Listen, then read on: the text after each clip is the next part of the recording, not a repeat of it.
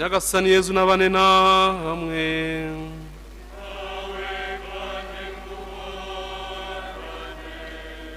Intangiriro y'ivanjiri ntagatifu uko yanditswe na Yohani.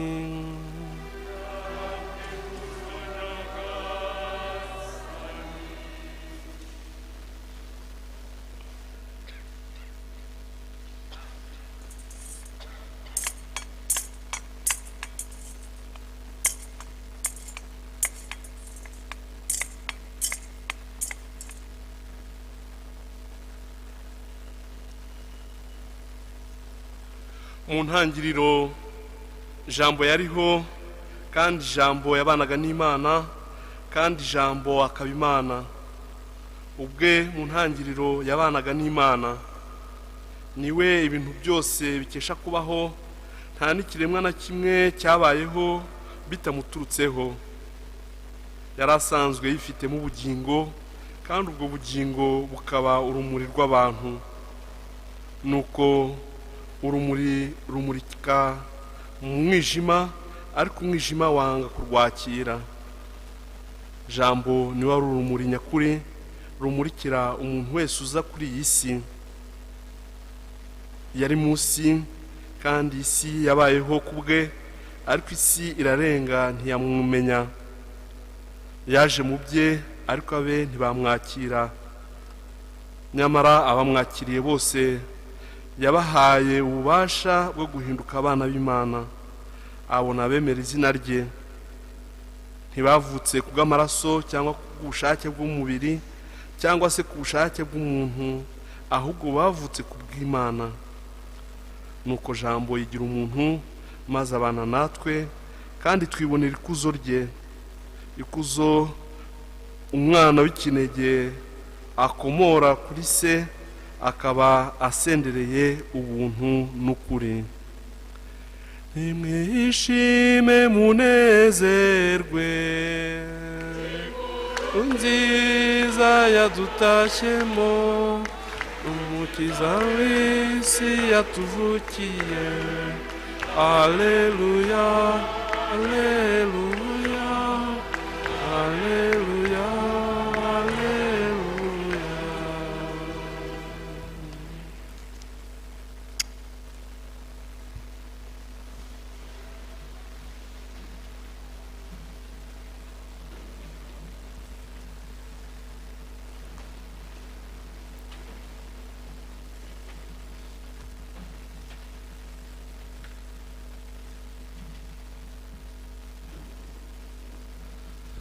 Bakristo bavandimwe, dusangiye ukwemera Yezu Kristo akuzwe. Yezu Kristo akuzwe. None ni Noheli, ni ibyishimo, ni umunsi twateguye iminsi itari mikeya, ibyumweru birenga 4, ibyumweru 4 turi muri Advent, dutegura uyu munsi, dutegura imitima yacu, dutegura iwacu mu rugo, ndetse dutegura n'uyu munsi mukuru. Dutegura umunsi mukuru ni ibyishimo, ni ibyishimo bituruka mu ijuru. Kiliziya, umubyeyi wacu, yashatse kugira ngo tujye tubona umwanya wo kwibuka, kuko ubundi busanzwe mu buzima bw'abantu tubaho mu buzima busanzwe, tugakora ibintu bijya gusa, noneho tukagwa mu cyo bita mu gifaransa routine, nko kumenyera, akamenyero. Ukabyuka mu gitondo kare, ugasenga, ugafata imodoka cyangwa se ukajya muri gare, ugatega, ukajya ku kazi, ukagaruka, ugasubira mu rugo, ukaryama, umunsi ukarangira, icyumweru kikarangira, igihembwe kikarangira, umwaka ukazarangira, uhora muri ibyo gusa, mu bintu bijya gusa. Umuntu akarangara, akaba yakwibagirwa umuhamagaro we, akaba yakwibagirwa icyo yaremewe. Kandi twe nk'abakristo twaremwe mu ishusho y'Imana ndetse no mu isusire y'Imana. Twaremwe, tugomba kwibanira n'Imana igihe n'imburagihe, ari naho batwibutsa gusenga igihe cyose. igihe cyose nuvuga ko tutagomba kwibagirwa n'umunota n'umwe ko turi ab'Imana, ko tubereyeho Imana. Ubuzima busanzwe rero, ubwo bucogocogo bw'ubuzima bugera aho bukatwibagiza, tukibagirwa umuhamagaro wacu. Ari nabwo rero Kiliziya yongera kutwibutsa ikavuga ati dore oya, dore iki gihe ni Advent, twava muri Advent n'igihe cya Noheli, tuzajya mu gihe gisanzwe, tugende tubwira ati noneho dore tugiye mu gisibo kugira ngo mukanguke, mwibuke ukuntu mwacunguwe, tujye mu byishimo bya Pasika, tukava mu gihe cya Pasika tujya mu bihe bisanzwe. Udashaka kumva ko yaremewe Imana no kwibanira n'Imana, Kiliziya nta kibitakoze. Kiliziya nta kibitakoze, iba yakoze uko ishoboye kugira ngo dukanguke tube mu Mana, twibere mu Mana. N'ubuzima busanzwe ntabwo ibihe byose bisa. Imana nayo yabikoze bishaka, hari igihe cy'umuhindo, hakabaho igihe cy'impeshyi, hakabaho igihe cy'urugaryi, hakabaho ibihe birasimburana kugira ngo abashaka kumva, abashaka gukanguka bakanguke. Ariko twe mu mwaka wa liturujia no kugira ngo tugaruke tumenye ko turi ab'Imana, ko twaremewe Imana. Kuremwa rero, Imana yaradukunze cyane nkuko twabivuze mu isengesho ry'ikoraniro, aho twibuka ko dufite agaciro karenze. Imana yaturemanye kwitwa abana b'Imana ni ibintu by'agaciro. Noneho si n'ibyo gusa, noneho no gusa n'Imana, kurushaho gusa n'Imana. Abatagatifu baragerageje, barushaho gusa n'Imana, barushaho kwisanisha n'Imana. Natwe ni umuhamagaro wacu. Kuba turi ibiremwa by'Imana ntabwo bihagije, n'amatungo nayo ni ibiremwa by'Imana, ariko noneho twe muntu dufite umwihariko, noneho gusa n'Imana, tukagira indangagaciro z'Imana, tukagira natwe tukarwanira, tugaharanira iyo kamere Mana twumvise, twagiye twumva. Wowe Imana yakuremye uri umuntu nibyo, ariko noneho Yesu Kristo araje aravuga ati noneho tugurane, ngewe nguhe kamere Mana yuzuye, nawe umpe kamere muntu yawe. Warangiza ukagundira. Nyakunda kubigereranya n'umukire waguha zahabu, bati noneho dore zahabu, wowe tugurane plastique. Dore iyi vase ni plastique, ngenda guha vase ya zahabu rwose itavangiye, nawe umpe plastique yawe. Ukanga ugakomeza ukagundira plastique yawe. N'ubupfayongo biranababaje kubona Imana yaduhendahenda kugira ngo iduhe Imana, tukanga, tugakomeza tukagundira icyaha cyacu, tugakomeza tukagundira ibidafata, ibidashinga. Imigisha tuza duhabwa muri gitambo cy'Ukaristiya cya Noheli, ngiye kwibasubiriramo kugira ngo noneho tumenye icyo dusaba, noneho tumenye n'ibyo duhawe, kandi noneho dukomeze tubisabe, tumenye ibyo twahawe.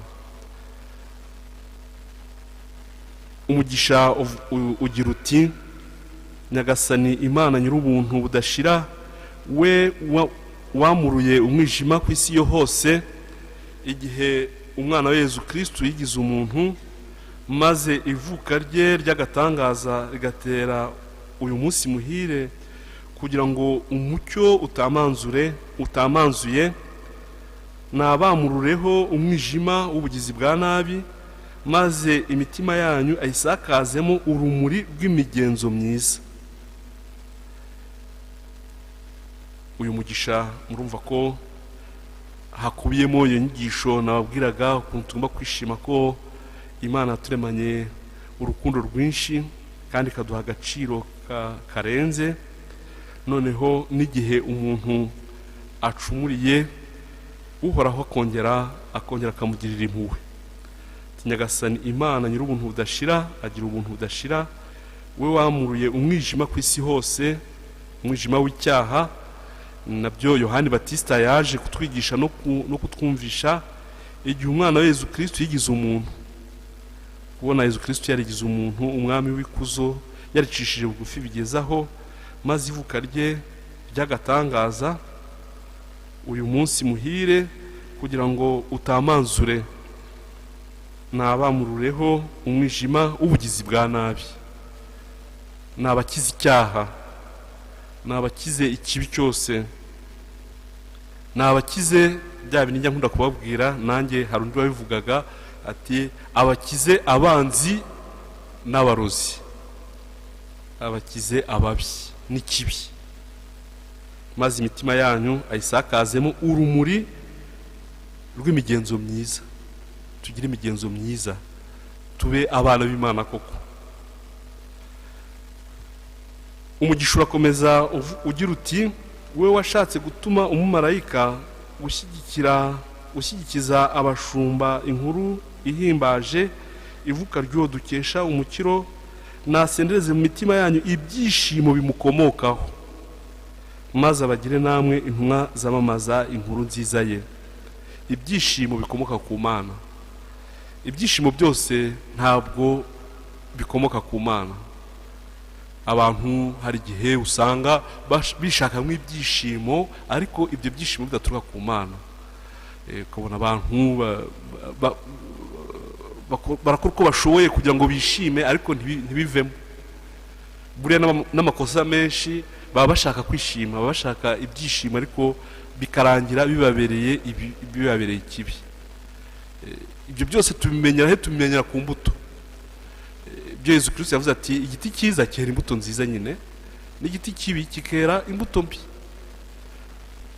Ati ntabwo imishubi yakwera imbuto ziribwa, ntibishoboka. Aho hantu tugomba kuhamenya, tukamenya ibyishimo, tugasaba ibyishimo bituruka ku Mana. Ibyishimo bituruka ku Mana ni ibyishimo tugira buri wese abona n'amaso ye, aha mu isengesho, aha dutura amasakramentu, dutanga amasakramentu. Ibyishimo mu Mana harimo ibyishimo kandi nyabyo. Ubona abantu mu mupira bishimye, iyo batsinze barishima pe, ariko namwe muzi ukuntu kenshi na kenshi bikarangira abantu barwanye, bikarangira abantu ubona aho kuzana ibyishimo birambye ukabona havutse ikindi.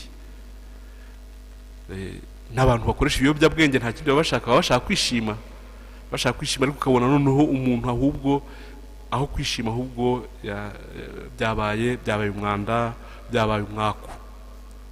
Ibyishimo rero bituruka ku Mana, uyu munsi tugomba kongera kubyishimira, turanza kwishimira ukuntu Imana yagize umuntu ikaza kwibanira natwe, kandi duhendahenda kugira ngo noneho iduhe ibyo byishimo birambye, ibyishimo bituruka mu ijuru. Yabaye mwari mubizi mukamenya aho ibyishimo byaturuka, mwapfukama mugasenga kugira ngo Nyagasani abereke, abasobanurire, abibabwire aho hantu ibyishimo, kandi nta handi byaturuka. Ibyishimo birambye bituruka ku Mana. We wahurije ibyo munsi n'ibyo mu ijuru muri Yezu Kristo wigize umuntu, nabasakazemo ingabire y'amahoro ye hamwe n'iyo gukunda ikiri cyiza, maze abagire abasangiramurage muri Kiliziya yo mu ijuru. We wahurije ijuru n'isi. Yezu Kristo yatumye twongera gusabana n'ijuru. Izi ndirimbo zacu, iyobokamana ryacu, amasengesho yacu, ubu turi hamwe n'ijuru. Igisingizo cyacu noneho kuri Noheli byo ni umwihariko. Yezu Kristo waje kwibanira natwe, noneho kandi atangiriye kuri bariya baciye bugufi, kubona Yezu Kristo yaravukiye mu kiraro, mu kirugu. Ari ndaza kubibutsa isengesho rikomeye dushengererana ibyiza, Yezu Mukaristiya, ijambo ry'Imana, amasakramentu. Ariko mu gihe cya Noheli kongera kunga ubumwe n'Imana, yicishe bugufi, ikiyoroshya kugeza naho iba akabebe idukeneye. imana igakenera ubufasha bwacu, igakenera ubuvunyi bwawe. aho hantu kubona imana yaricishije bugufi bigeze aho mu gitondo padiri yatwigishije ko imana yigize fragile, yigira dans la fragilité, mu kwicisha bugufi cyane no koroha no koroshya. we wahurije ibyo munsi n'ibyo mu ijuru muri Yezu Kristo wigize umuntu, nabasakazemo ingabire y'amahoro ye hamwe n'iyo gukunda kiri cyiza, maze abagire abasangira murage muri kiliziya yo mu ijuru. Turi mu rugendo rujya mu ijuru, turugendo mu rujya mu ijuru. twaratangiye umusaraba duheka urahari, nta wawihunza, nabwo butumwa bwa Kibeho, ariko tuzagwa duhaguruke, duhaguruke nk'uko umugaragu w'Imana Cyprien yabivuze Rugamba, tugere mu ijuru mpaka tugeze mu ijuru. Dufite urugendo tujyana mu ijuru. Hagati aho rero twatangiye gusogongera ibyiza by'ijuru, noneho dusaba n'amahoro.